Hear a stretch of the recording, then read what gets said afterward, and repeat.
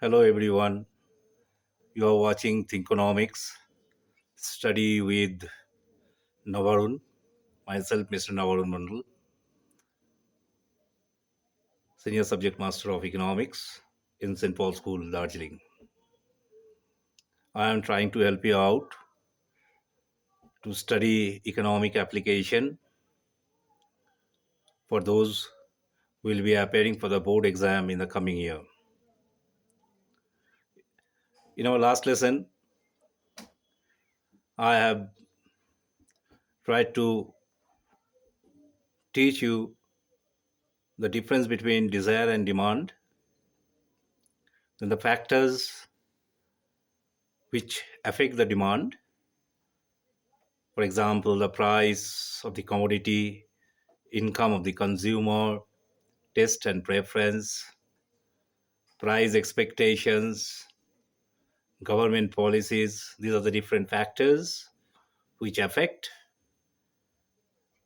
the quantity of demand for a commodity during a particular period of time. I have also explained to you the different types of demand, that is income demand, cross demand, joint demand, derived demand, extend demand, and expose demand. Boys, I hope you have enjoyed the lesson. Almost in a day, 200 views. So that's a good response from all of you. Thank you so much. So today, I'll be teaching you demand schedule and demand curve. And if you like this video, I will ask you to subscribe it and share it with your friends. I said it to you before also. I am teaching economics, but for the first time, I am trying to teach the boys or to help the boys and girls through the YouTube. So if I make any kind of mistakes, I hope you'll bear with me. So demand schedule and demand curve. Boys, among the different factors which affect the demand, the individual demand for a commodity or income, as I said it to you, income of the consumer, price of the commodity, price of the substitute good, price expectation, then government policies. Among all these policies, the most important factor which determine the demand of a commodity is the price of the commodity itself. So basically, we will study today how the price, how the relationship between price of the commodity and the quantity demand of the commodity can be established. There are two ways, all right? One is through the demand schedule, and the other one is through the demand curve. Now, the question can come in your mind, my boys, that so what is demand schedule? Demand schedule is a table, okay? Is just a tabular form. In one column, we are taking the price of the commodity. In the other column, the quantity of the commodity. Suppose, for example, if I say that when the price is rupee 1, all right, a consumer is demanding 10 units of apple. Okay, so price on the left column and the quantity demand on the right column. Now, if the price increases from suppose 1 to rupees 2, what will happen to the demand? In that case, if all of the factors remain the same, then the quantity demand for the apple will decrease. And let us assume that the quantity demand has fallen down to 8 units. Then let us assume more that the price has increased to 3 and the quantity demand has gone down to 6. So see the relationship we are deriving, okay? That as the price is increasing from 1 to 2 to 3, the quantity demand for the apple is going down from 10 units to 8 units to 6 units. This relationship between the price of the commodity and the quantity demanded for apple, when it is shown in the tabular form, it will be termed as individual demand schedule. So what is individual demand schedule? The question comes. So individual demand schedule is a table which shows the relationship between the price of the commodity and the quantity demanded of that commodity when all other factors remains the same. Boys, here the all other factors remain the same is very, very important, because this relationship may not exist if the other factors like income of the consumer, price expectations, they vary. If they vary, this relation may or may not exist. So we have to assume that the other factors remains the same. Now from the individual demand schedule, we can come to the individual demand curve. So already you have came to the conclusion that if the price increases, the quantity demand for the commodity will decrease when other factors remains the same. Now if we plot the price of the commodity on the vertical axis, that is on the y-axis, and the quantity demand for the commodity on the horizontal axis or on the x-axis, we'll plot the point. You have learned how to plot the points in graph, all right, in your class 9 and class 10. So I'm not coming to that portion. So if we plot the price and the quantity demand, all right, in the graph paper, taking price on the y-axis and the quantity demand on the x-axis, we'll get various points. And when we will join this point, boys, you will observe that we are getting a negatively sloped curve. A negatively sloped curve. This negatively sloped curve is nothing but this is called the individual demand curve. I'm mentioning the term individual because this is for one person. Here also we are assuming that income of the consumer, taste and preference, price expectation, government policies, all these are remaining the same. If all these things remain the same, then only we will get a negatively sloped curve, which is nothing but that is called the individual demand curve. Now question comes in your board, that is in your ICSE, that draw a individual demand schedule and then plot a graph on the basis of the schedule you have drawn. So easily you can do as I said it to you, the example of the apple. First draw the table. Minimum 4 points you take, that is better, all right, to draw the schedule. Draw 4 price, suppose 1, 2, 3, 4, and the demand quantity demand 10, 8, 6, 4. All right, I'm taking it proportionately, intentionally, so that you get a straight line, negatively sloped curve. So on the basis of this point, when you are drawing the curve, then you are getting what? You are getting the individual demand curve. Now, after individual demand curve, the question comes, how will you derive the market demand curve from the individual demand curve?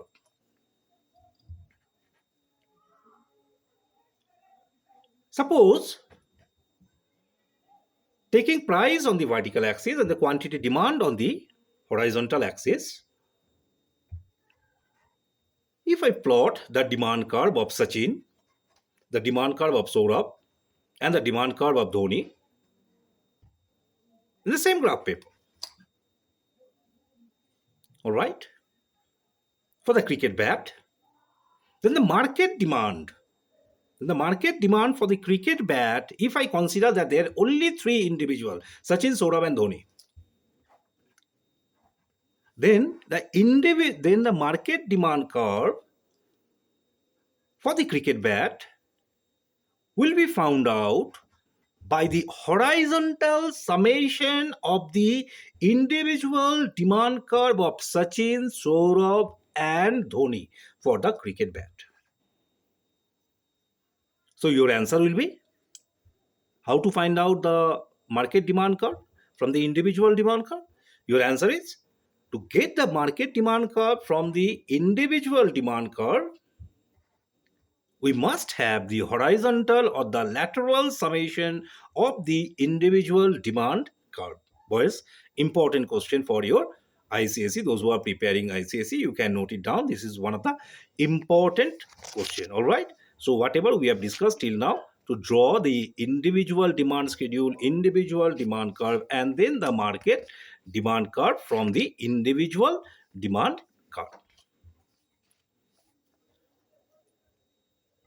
Next, according to your syllabus, the law of demand. What is law of demand?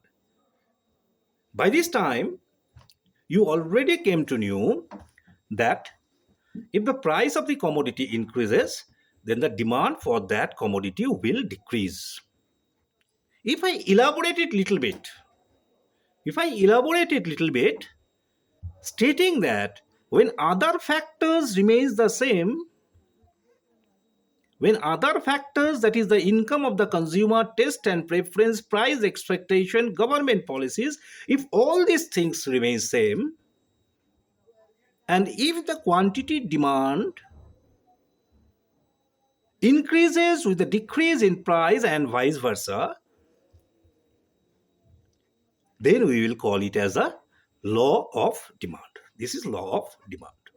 So here other factors, that is, it is also called the ceteris paribus assumption. Sometimes the question gives, what do you mean by ceteris paribus assumptions of the law of demand? So ceteris paribus assumptions of the law of demand is nothing. This is the assumptions of the law of demand.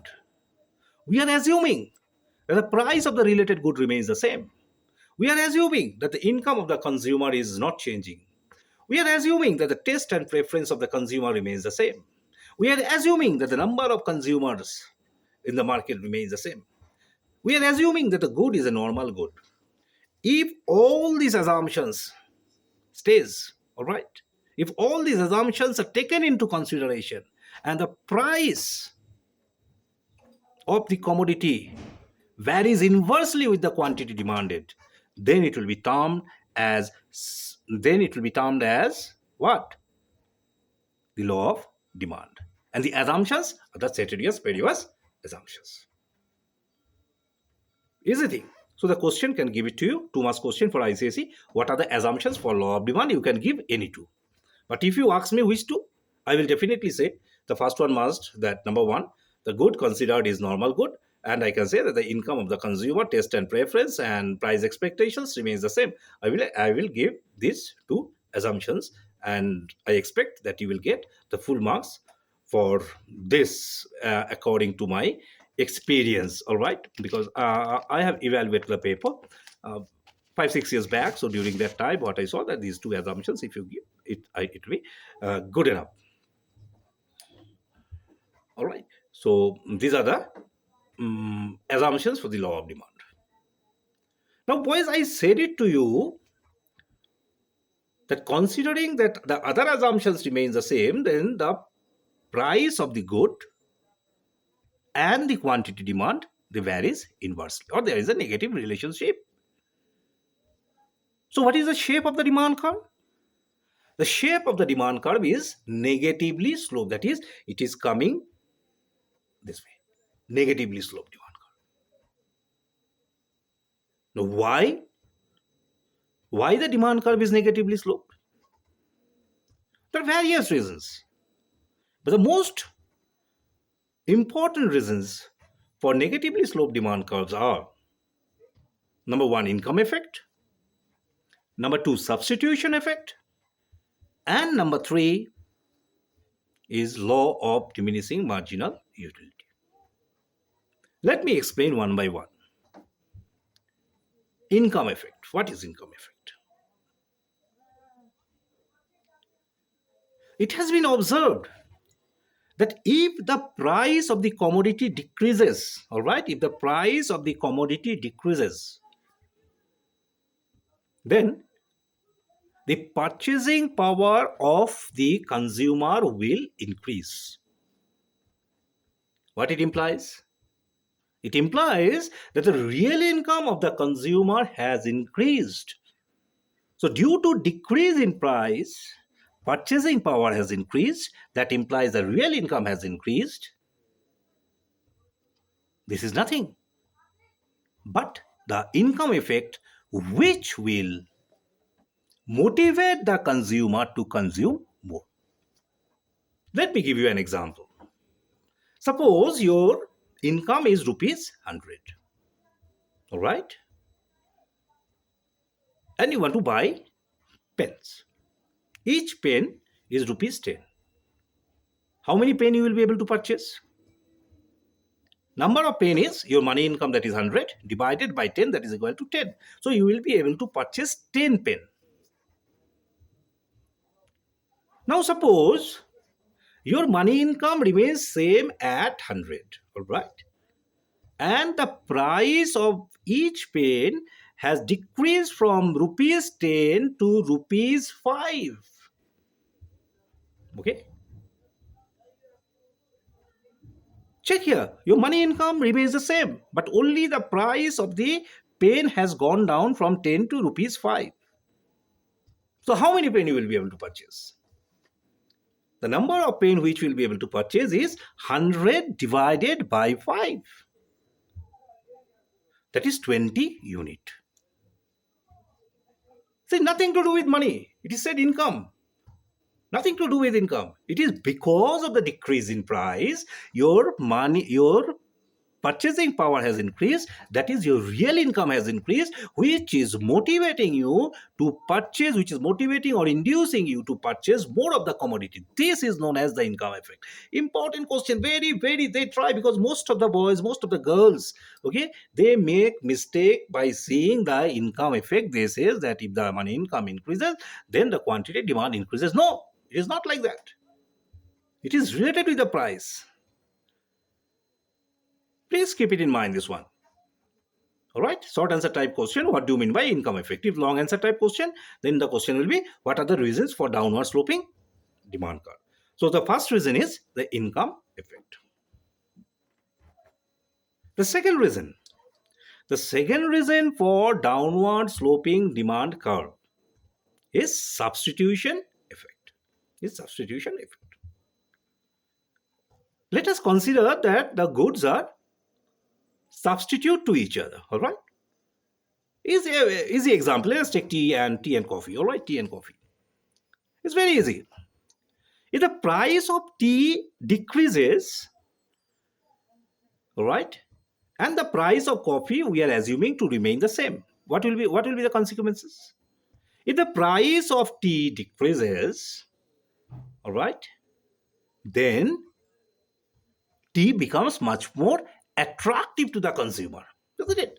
You will also do the same thing. For this, economics is not required.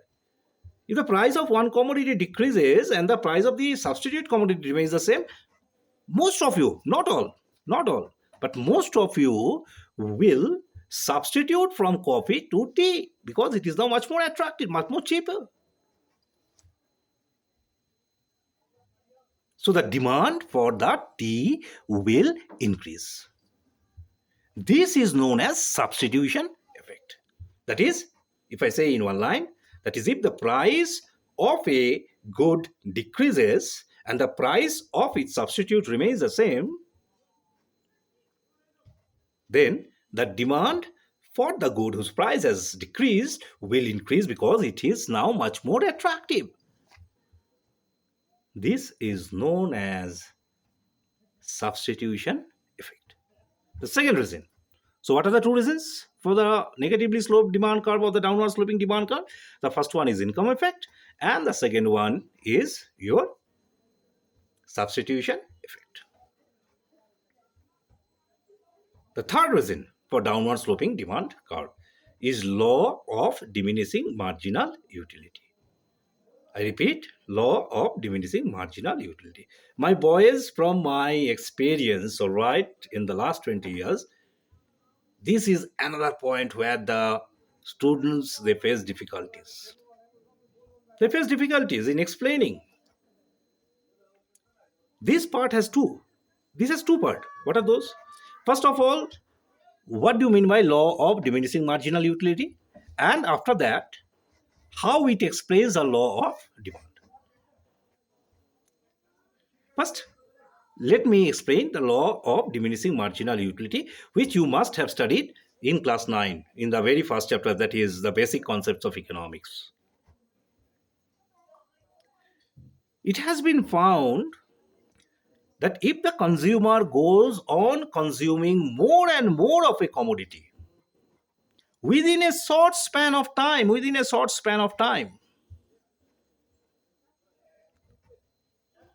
then the desire for that commodity will decrease. Then the desire for that commodity decreases, and the additional utility which he is getting by consuming one more unit of a commodity will decrease. That is, the marginal utility from the consumption of the commodity will decrease. This is known as law of diminishing marginal utility. Let me make it more simple. Suppose, boys and girls, I am from Kolkata, okay, and I came here in the month of mid of February, and this is now near about end of June. So March, April, May, June. So near about 4.5 months I have been away from my hometown, Kolkata. And you know, Kolkata is known for what? Rasgulla. You had rasgulla? Try sometime. So suppose for 4.5 months I didn't have any rasgulla. Now one of the parents of students, he come with a one box of rasgulla, 10 rasgullas there. As soon as he went, given it to me, and he went. Okay, he packed up from here. What I have done, I just put one. Maximum amount of satisfaction, my boys and girls, I got. Suppose I say I got 10 units of, all right, utility. After having that one, I said, oh, I can have it the second one also. Now, by consuming the second one, the total utility which I get now is 18. By consuming two, 18. The first one is 10. And now for the second one, how much it will be? 18 minus 10, that is 8 unit. See, the total utility has increased from 10 to 18, but the marginal utility, that is the addition of the utility, has decreased from 10. Now it is 8. How I got 8? Total utility for 2 unit is 18. Total utility for 1 unit is 10. So the marginal utility for the second one is how much? It is 8. I have put the third one also. Okay, I have put the third one also. I'm not taking it that morning one, afternoon one, evening one. It's not like that. As soon as I got, I was going on consuming. So when I consume the third unit, the total utility which I got from all these 3 units is suppose 24. All right.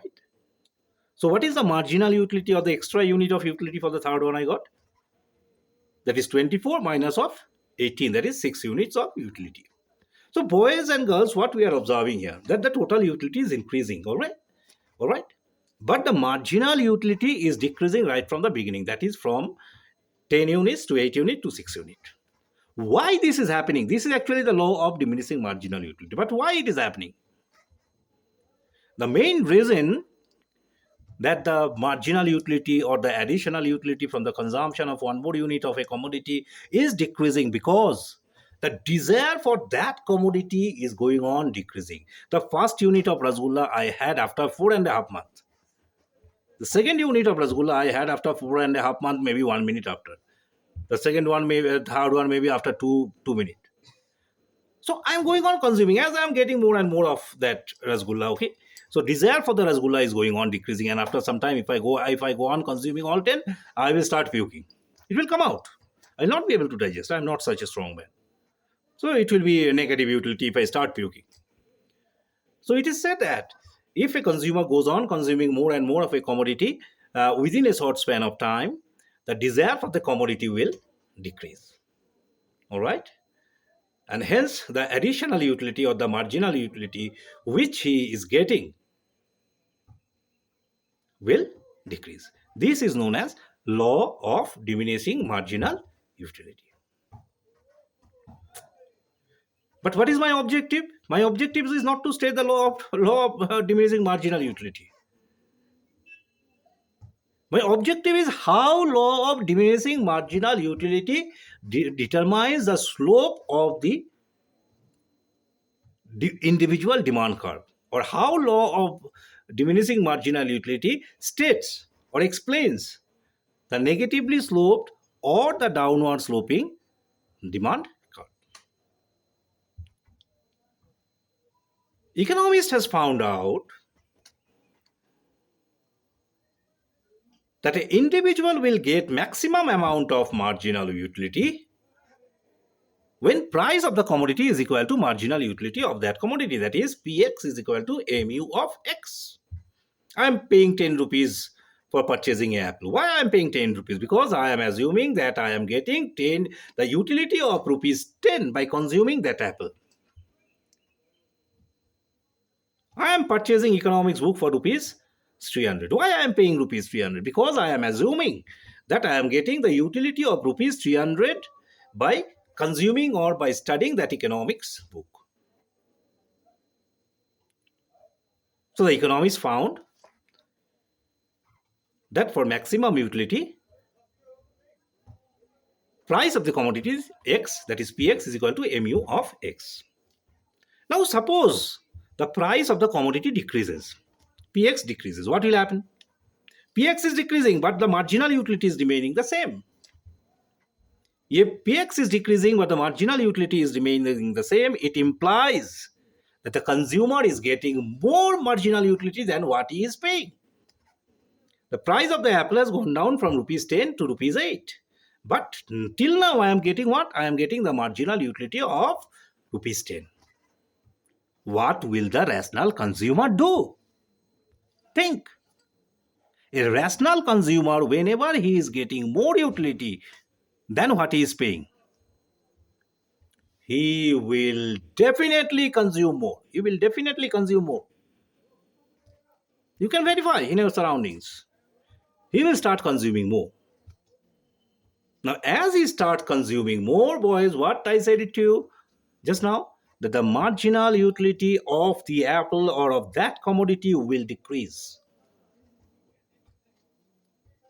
Marginal utility is decreasing. Marginal utility will decrease till the point where the price of the commodity X is equal to the marginal utility he is getting from consumption of that commodity. In this case, it is apple.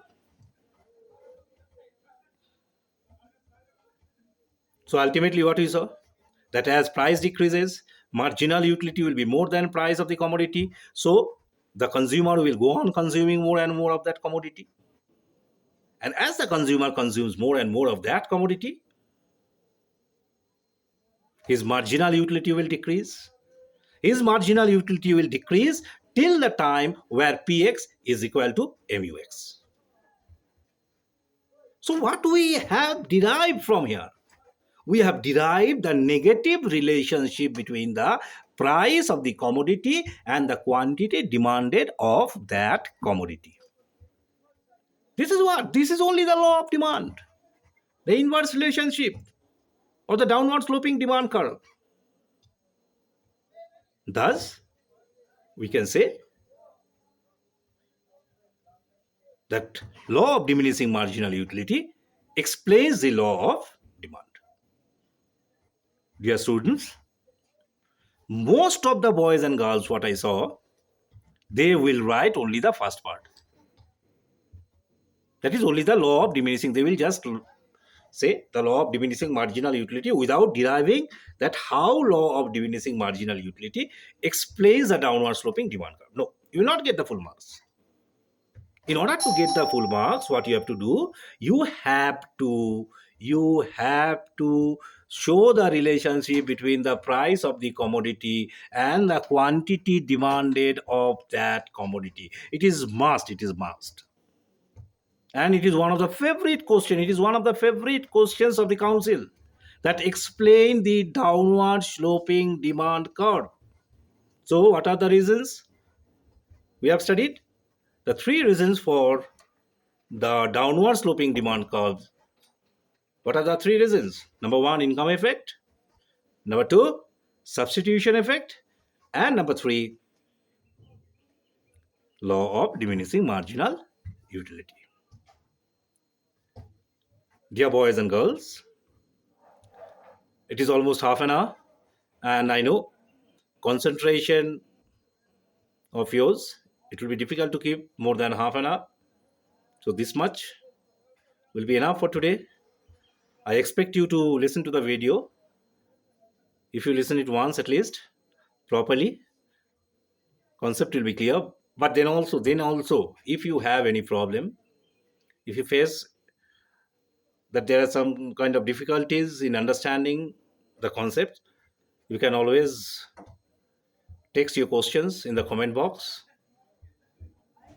All right, and if you have any other questions related to the economics, you can put your questions in the comment box. And if you like my way of teaching, then definitely I expect you to subscribe, to like, and to share with your friends, so that I can reach the maximum number of students and helps to give India more number of budding economists, which was my dream, you can say. Thank you very much for viewing. In one day, it is more than 200 view for my first video. Thank you very much. God bless you. Namaskar. God bless all of you. Do economics well. Think economics, eat economics, sleep economics. Pass your knowledge with the others about the economics. So I am ending the lesson in my channel Thinkonomics Study with Navrin. Yeah. Jai Hind.